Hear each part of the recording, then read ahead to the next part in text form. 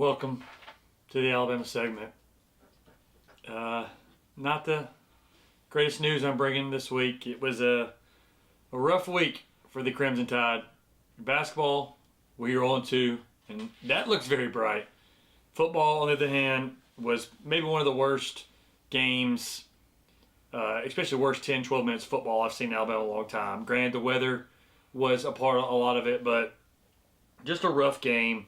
There's no way around it. A lot is going to transpire from what happened down in Tampa, but it was a really tough game. And to give up 16 points to start the game, 3 turnovers pretty much in 4 plays, just wasn't the start Bama needed. But they had many opportunities down the stretch to come back and win that game, and they just couldn't do it. The key things I look at, obviously the 3 turnovers for MIlro, 2 fumbles and an interception.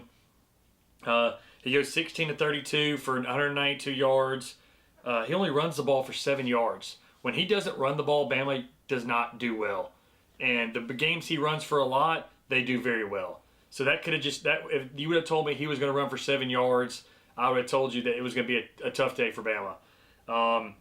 The other one, we have been talking so much, and I was so much on this game was going to change because a lot of the players sitting out for Michigan, which they had a ton.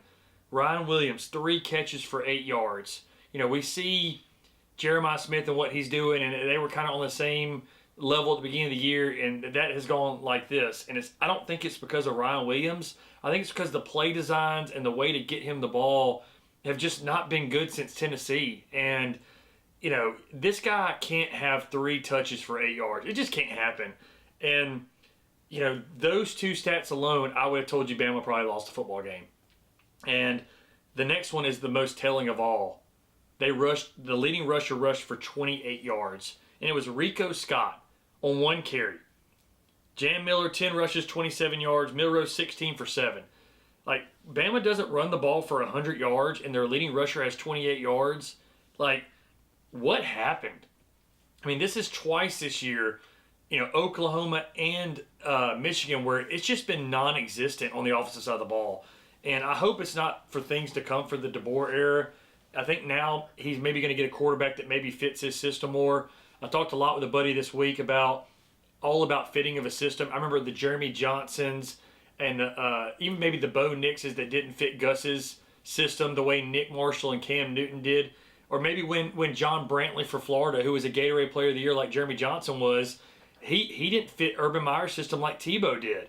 Cam Newton would have. But you can't force feed something that's the way you do things for so long. And I think DeBoer is an air raid kind of guy. You saw that with Penix at Washington. And Jalen's just not that guy. And yet he had some very incredible games and bright spots, but it was just a tough way to end it, especially at the end, not even giving the team a chance to catch a ball and make a play. But the defense, they only gave up 73 yards passing, but 4 turnovers and 2 punts in the first 6 possessions. That has to be the worst start in Bama history. I don't know. You could probably go back years and years. But in the first 6 possessions, 4 turnovers and 2 punts. So you go into halftime and you completely reset. You're like, okay, it is what it is. It's 16-10. We got the ball. Let's go win this football game. Bama scores 3 points in the second half and 112 yards total. How do you have that bad of a first half performance and then go in the second half and do nothing? Well, maybe Michigan dominated the game. No, Michigan only had 3 points too, and they had 95 yards. It's just a bad football game. Michigan took advantage of bad weather for a 10-minute segment that got them 16 points. Outside of that game was a 13-3 Bama game. But just bad football all around. And an awful way to end a season that was, everybody, Alabama should have been in the playoff. No, not that team that I watched this, and they're better than that. And again, I don't know if it was coaching, but the adjustments weren't there at halftime. We're not getting our playmakers to football. It was not a good way to end the season. Now it's the first time they've had 4 losses since Saban's first year. So let's just go and see, we'll give DeBoer this first year. But man, if he doesn't get things right with another year of a tough schedule, they go to Georgia next year. This is there's going to be a lot of things that Bama is going to have to do with breaking in a new quarterback. Jalen declares for the draft. Like, this is a start in a rebuild now. And again, like I told Chance earlier, Bama hasn't rebuilded since 2006. And Saban followed it up the next year after 07's first year, 08, SEC title game, losing to Tebow in Florida. 09, they win the national championship, and then the dynasty begins. So DeBoer's got a lot to live up to in year 2. But if it doesn't go well, there's going to be a lot of murmurs and talks in Alabama because they're so spoiled now in Tuscaloosa, and we're all spoiled. But, you know, it's just, to me, like I said, this has to be the best offseason in DeBoer's coaching career because this is the biggest stage in his career.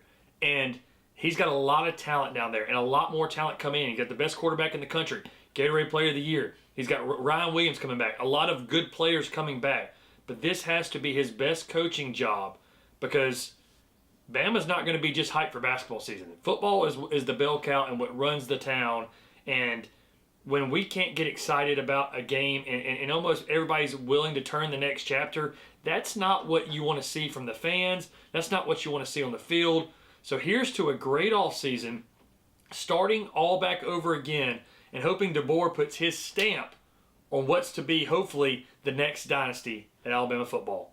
Roll Tide.